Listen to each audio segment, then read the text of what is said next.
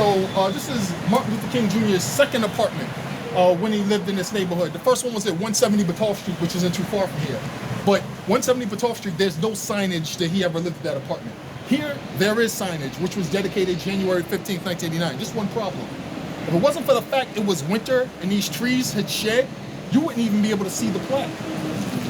So imagine we're in another season other than this. This is completely blocked, this is obscured, and you're gonna walk by an historic monument. And there are people that live in this neighborhood every day that walk by and have no clue what you said.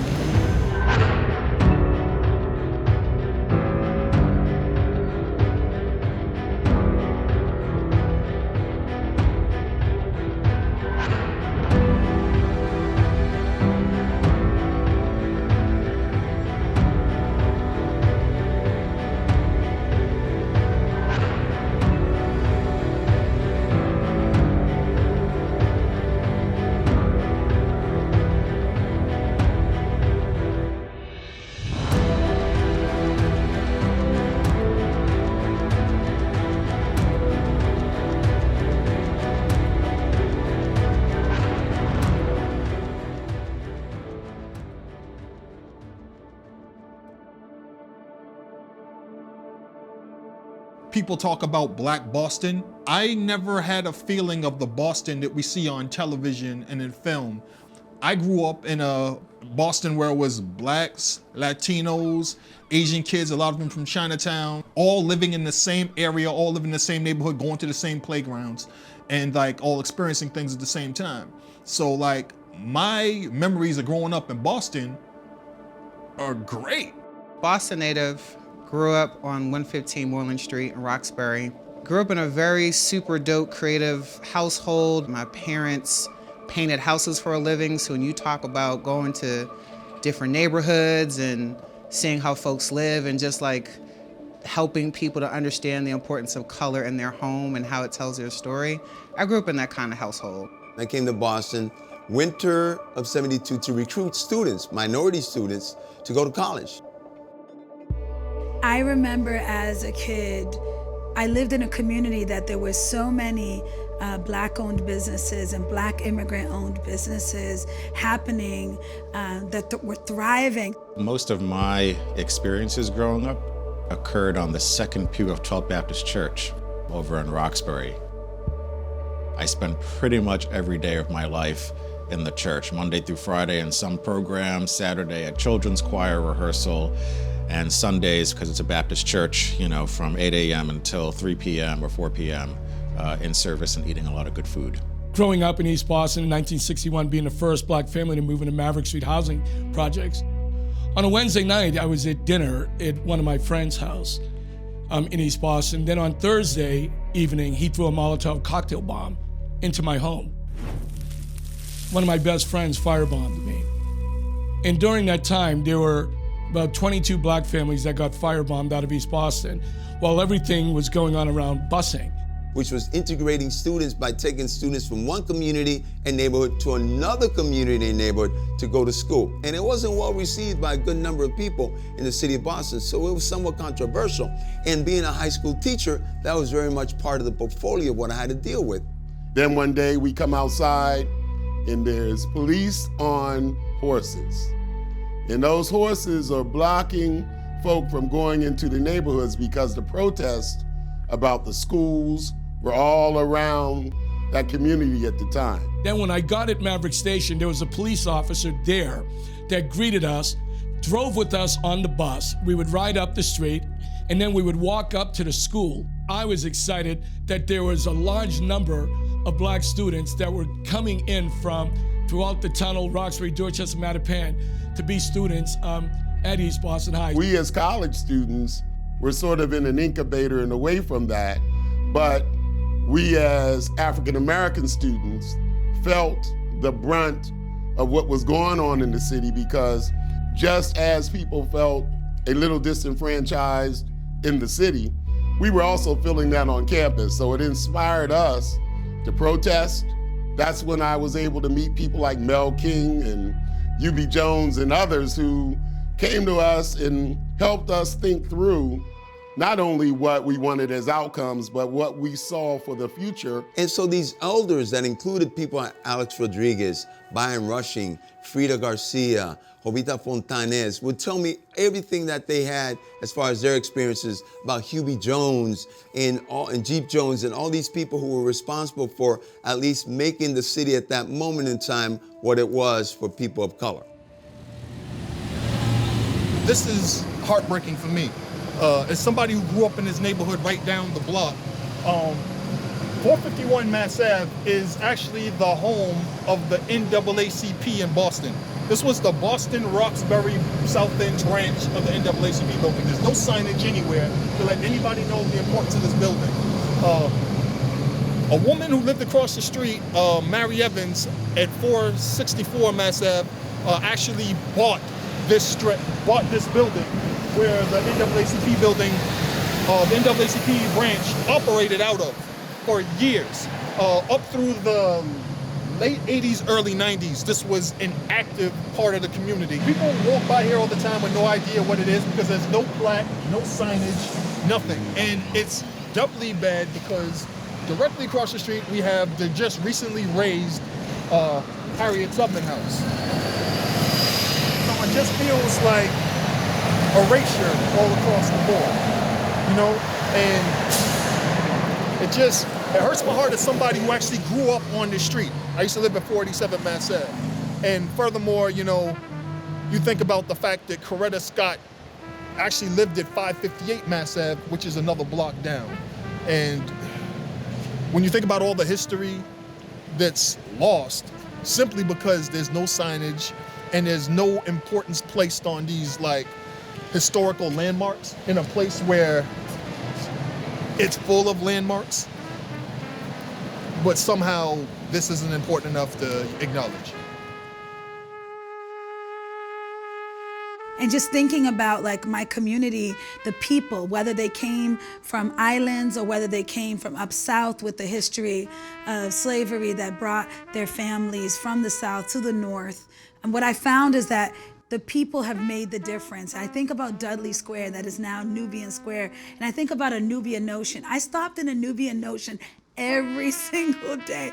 I don't know how I bought so many bags of chips and teeny juicies or penny gum or penny candy, because I literally went to those 3 bodegas and that corner store of Nubian Notion. So I think about the Abdal Kalab family, I think about the Fildago family, and I think about Jose's family and how they all were from different cultures, different religions, probably different socioeconomic backgrounds, but they made the community what it is today. And I think about the kids who were watching this, seeing people who look like us, thriving in their business, and we knew that we could also follow in their footsteps. So when I think about the economic, the political power, the social power, the cultural power that was in Roxbury, when people talk about Black power, Black beauty, it all started there, and it was kept alive by the people of this community then and still today.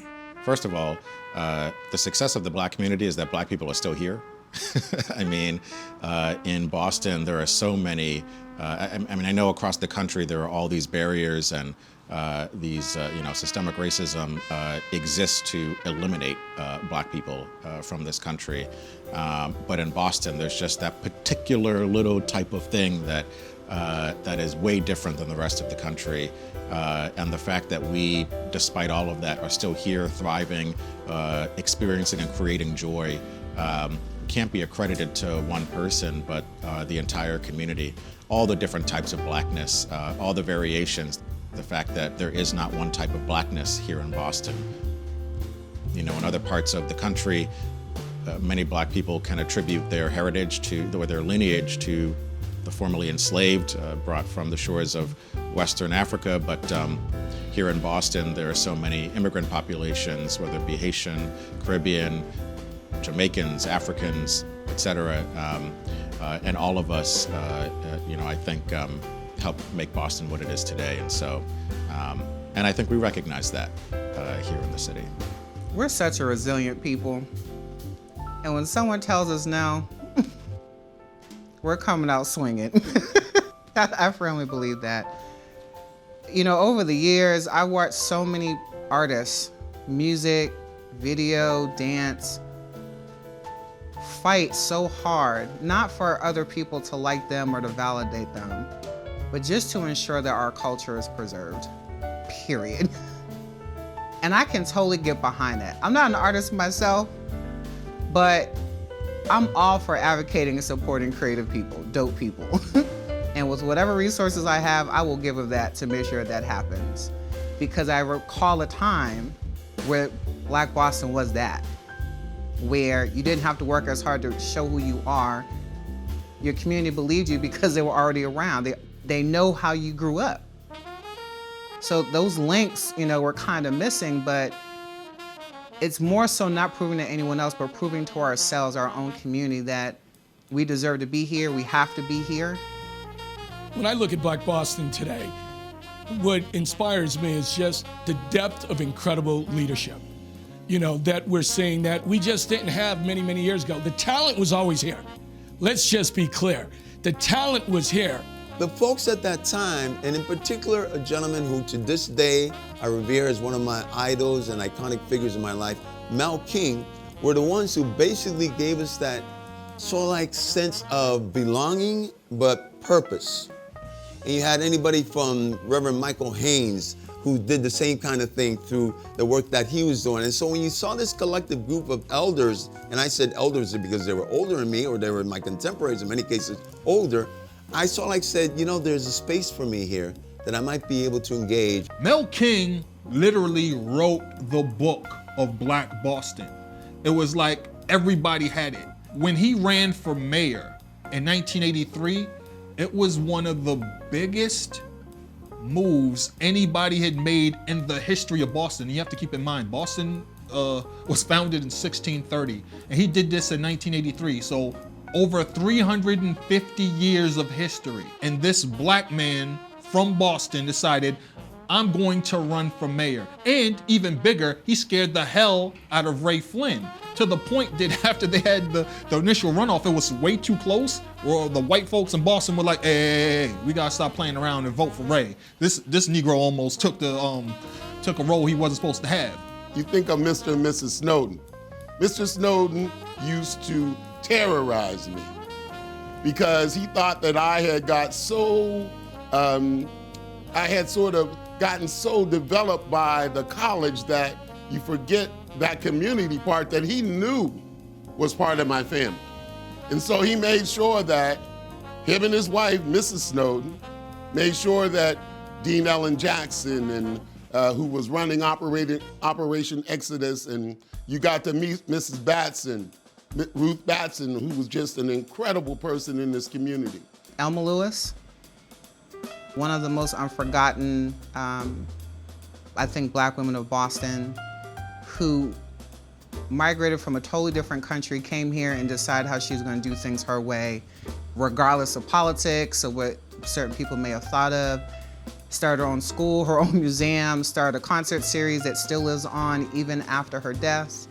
I mean, that's a boss. My mother, Maria, her mother before her, Maria, and her mother before her, Augusta, and to know that they came from these 10 small islands off the west coast of Africa that knew slavery and knew expeditions and knew colonialism long before it reached the shores of America. You're talking the 1400s. And so when I know about their stories and the stories of my people who came from those islands, that came to America in search of the American dream, I think about my grandfather and my great-grandfather. My great-grandfather came in the early 1900s. He never knew his children. He would go back to Cape Verde and take that long voyage of 3-4 months, come to America and settled in Scituate and worked cranberry bogs and lived in a shack. This was everything to everyone. This is where everybody went. All up and down, you had spots like Morley's.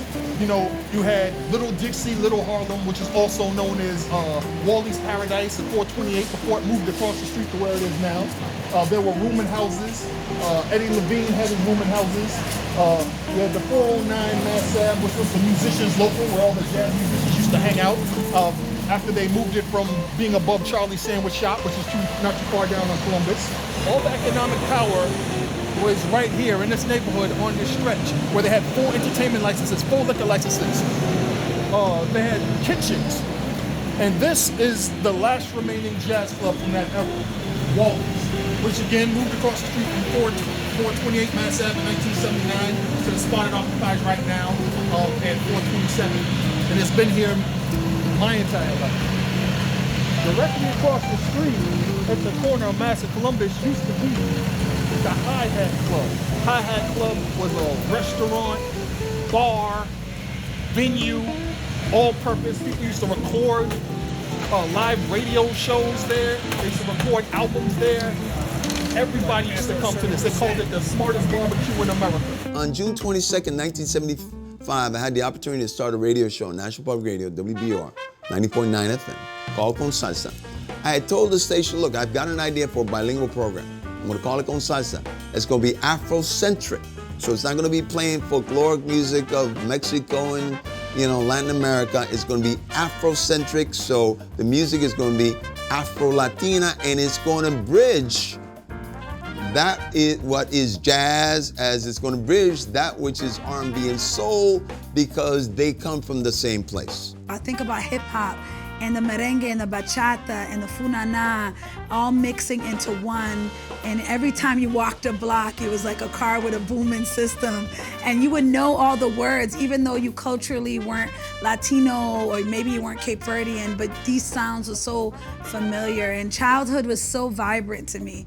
It wasn't until I got older, growing up like 17, 18, that I started to realize that not everyone appreciated the beauty and the loudness and the creativity of growing up in Roxbury, but my memories are all fond. I was the kind of kid that was just always into figuring out how to help my community understand music and art and what it's like to just be a kid and be in community with each other. So I think my most fondest memory would have to be probably seeing Drew Hill at Franklin Park. There was a concert that was happening, and Mattapan Music hosted them to do some autograph signings. I know that doesn't happen anymore, but it was super dope just to see one of my favorite acts in a green space that I love so much. Harlem is seen as the epicenter of Black culture and Black life because people gave it that name. People wrote articles about it. The father of the Harlem Renaissance. Do you know where the father of the Harlem Renaissance was before he went to Harlem? Boston. He left Boston after coming up in Cambridge, because he went to Harvard, being in the Back Bay, being in Beacon Hill. He'd been around all of these things, but there was something lacking, and Harlem had it. So he longed for Harlem, he wrote about it, and then he went there, and he was pretty much PR for Harlem after leaving Boston. And the fact of the matter is that at the time that Harlem had all these legendary jazz musicians and these artists, that there was this racist cabaret card law that forced them to not be able to perform in clubs in Harlem and in New York, and they had to get on that train, get off at Back Bay, and come to Boston, the South End, Lower Roxbury, and Roxbury to perform. I mean, it gives you the idea that had anybody had been at the forefront and captured this and said, hey, Boston, as being a jazz mecca, as being a place where a Black musician or Black folks can come and hang and kick it and feel comfortable, because that was the crux of everything. If that had happened, then Boston wouldn't have this image of being, resistant to anything that's not white. And the fact of the matter is that we just never had Boston or anybody from Boston really have the power to embrace or tell the story of, or give the narrative about Boston's Black culture. I remember I went to City Hall and I had a whole presentation. I said, I'm gonna do this festival. And I remember being told that would never happen in Boston. This was in 2014. And I looked at that gentleman, I said, I will see you in 2018. I'm gonna see you in 4 years. Because I knew in that moment, it wasn't that he was saying no to me, it was the fact that I had to prove concept. I had to prove that our audience is here. I had to prove and gain trust of elders, of folks who have done it before me, to show that there is a 2.0 version of what offering arts and culture to our communities. And literally since that time, not only have we brought people together, we have artists from across the world vying to have a spot in our festival in little old town of Boston. Being a two-term state representative and being one of only 4 Black women currently in the Massachusetts legislature, and understanding that I'm one of 14 Black and Latino women to have ever served in these 200 plus years of the founding of our government. If we actually go to the founding of the Massachusetts Bay Colony, we're going like 1630. That's a long time to be one of less than 15. I want to make sure I shift something. Language matters. When you walk in our facility, it's about urban talent and urban scholars. The only thing our young Black and brown kids are at risk of is success. So they're not underserved, disadvantaged, all of those things that some person created a theory to label my people in my community. So the base is about building urban talent. We just use sports, academic, health, and careers to get them there. Boston in our Commonwealth is thriving. The economy is thriving. We are doing well. We are a leader globally. We need to make sure that our young folks get that same access and opportunities, and that's what we're looking to provide for our young folks at the base. I was excited to serve as the president and CEO of the Black Economic Council of Massachusetts for 3 years. And now I'm certainly delighted but humbled to have been selected by Mayor Wu to serve as the Chief of Economic Opportunity and Inclusion for the city that I love and grew up in. First of all, the change of the title is important because it indicates what my focus and what the city's focus will be, creating those opportunities, but ensuring that everyone of the 700,000 people that live in this city have access to those opportunities, and not just the few who for centuries have had that access. Two of the most important things that I've heard a lot about, that I've worked with the people a lot on my work, is around police reform and when I think about birthing justice. Both of these things are impacting the Black community at a disproportionate rate. We have Black women in Massachusetts still dying before, during, and after birth because of racism. And when we think about policing in America, and we think about the slave patrols, and we think about now in America each year for the least last 10 years, over 1,000 people, many of who look like me and you, dying at the hands of police violence. I could not have passed both of those pieces of legislation without the people in the streets demanding more, demanding better of state legislatures, city governments, and the federal government to understand that we and our lives matter so much that we do not want to die anymore. We do not want to die because of medical racism, and we don't want to die at the hands of those that have been meant to protect and serve us. I would get insulted when people would tell me that this was where my glass ceiling was in Boston, because their glass ceiling for me was vice chancellor, vice president. Never would anyone talk about being president because it hadn't been done before. So to be able to walk on the stage and be inaugurated at a research university for the first time in this city in all of those years, the opportunity that I've had to lead and serve in these roles that some people thought they'd never live to see has not only been a blessing, but it's been an incredible opportunity. But more importantly, the opportunity is to not be the last. So when I start thinking about today, so much of it is the historical context of those that came before us. We're in that struggle, so we'd be in this position today to move us forward throughout our communities. And that we know change is occurring with Nubian Square. We know change is occurring when you look at the number of Black leaders that are in philanthropy, that are leading organizations, that are in business. There's a movement taking place, and here's the thing, wait for the next 20 to 25 years and see what's happening. I dream of Boston where my children don't have to worry about who they are, what they believe. I dream of Boston where we all feel worthy enough and belong, where the city we love loves us back. I dream of Boston where those who come, regardless of where they come from, what their name sounds like, what their nationality or ethnicity is, what their primary language or religion might be, are welcomed into this fabric of this great city by folks that look like them. I dream of Boston that never was, but shall be. I dream of Boston that treats, appreciates, and respects Black women, that truly is understanding to and fully supports the importance and long-lasting impact of arts and culture. I dream of Boston that's anti-racist. I dream of Boston that is accepting of the urban talent.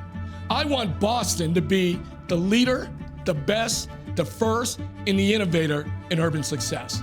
That is my dream for Boston.